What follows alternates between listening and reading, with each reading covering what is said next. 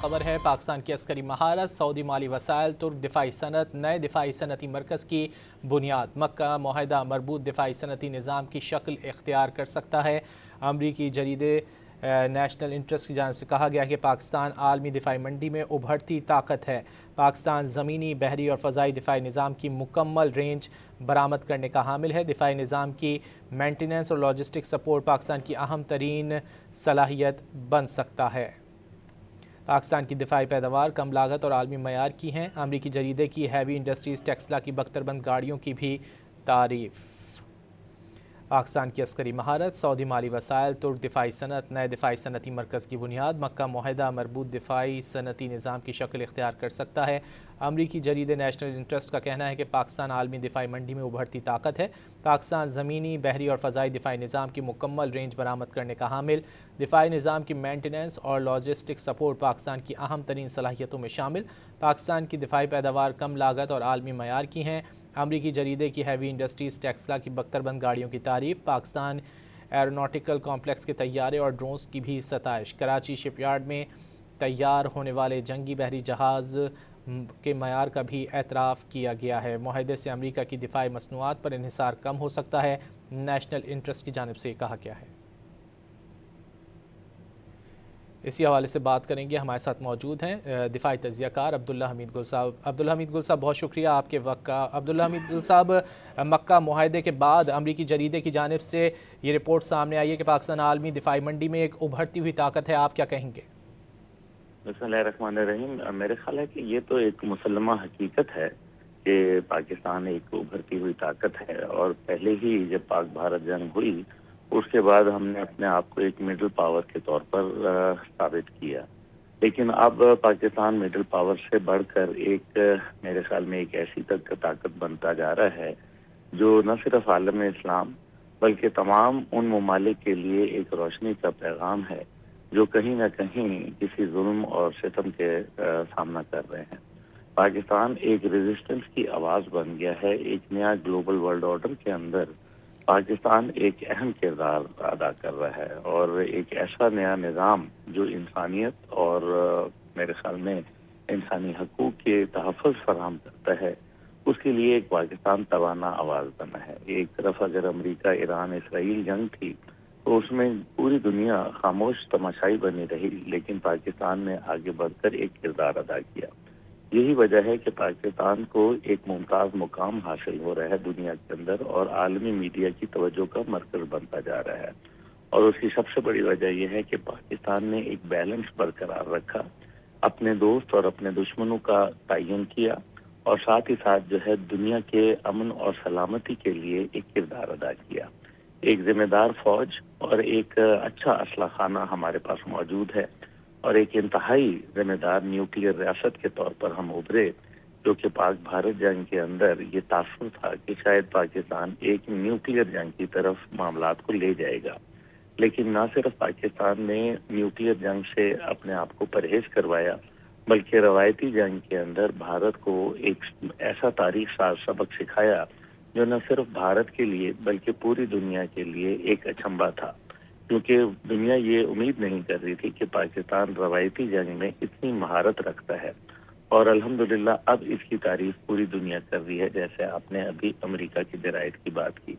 तो मेरा ये ज़ाती ख्याल है कि पाकिस्तान एक ऐसी ताकत के तौर पर अपने आप को साबित करा चुका है जिसने मुस्तकबिल में न सिर्फ आलम इस्लाम की क़यादत करनी है, बल्कि इस रीजन के अंदर अमन, सलामती, खुशहाली का पैगाम भी लाना है।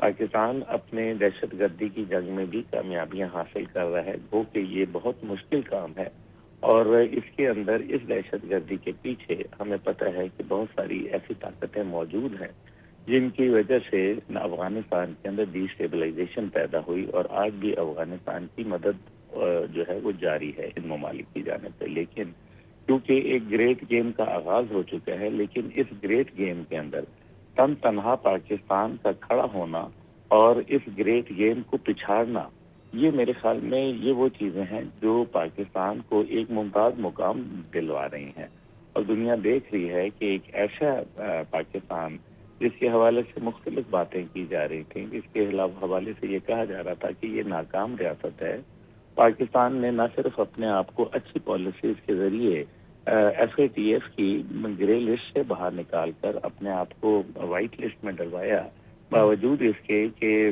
بھارت جو تھا وہ پاکستان کے اس کردار کو بالکل پسند نہیں کر رہا تھا، اور بھارت کے تعلقات ہیں پوری دنیا کے اندر، اس میں کوئی دوسری رائے نہیں ہے۔ لیکن ان سب کے باوجود میرے خیال ہے کہ جس طریقے سے معاملات کو آگے بڑھایا گیا، یہ یقیناً ایک بہت ہی اہمیت کا حامل معاملہ ہے، اور الحمدللہ پاکستان عزت کے ساتھ پوری دنیا کے اندر اپنا کردار ادا کر رہا ہے۔ عبدالحمید اب گل ایک صاحب، جیسا کہ آپ نے فیٹف کے حوالے سے بھی بات کی، تو مکہ معاہدہ پاکستان کی دفاعی صنعت کے لیے بھی فائدہ مند ہوگا اور بالآخر پاکستان کی جو معاشی صورتحال ہے اس کی بھی بہتری کا جو ہے وہ کردار ادا کرے گا؟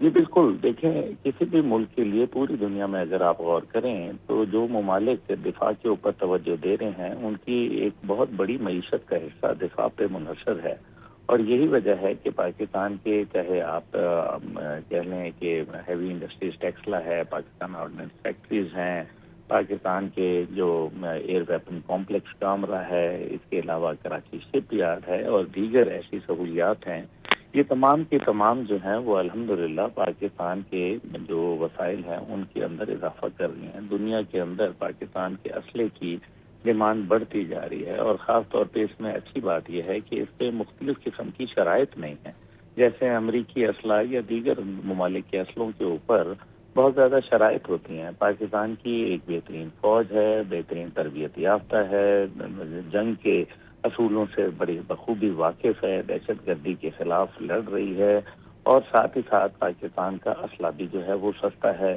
اور ہم نے پاک بھارت جنگ میں اس کی صلاحیت کو بھی دیکھ لیا۔ یہ وہ تمام چیزیں ہیں جس کی وجہ سے ایسا لگتا ہے کہ پاکستان اب دنیا کی توجہ کا مرکز اس لیے بھی بن رہا ہے کہ امریکی اسلحہ جو ہے وہ انتہائی مہنگا ہے، مشکل ہے اس کا حصول۔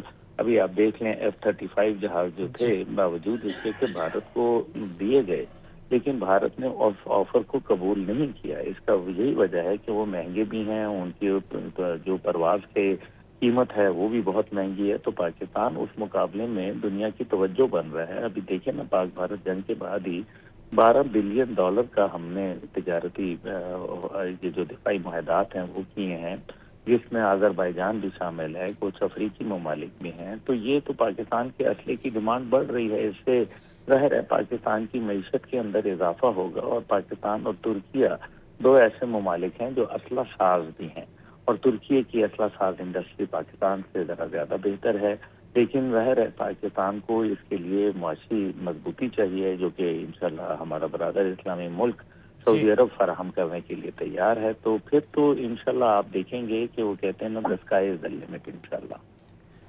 دفاعی تجزیہ کار عبدالحمید گل صاحب ہم سے گفتگو کر رہے تھے، بہت شکریہ آپ کے وقت کا۔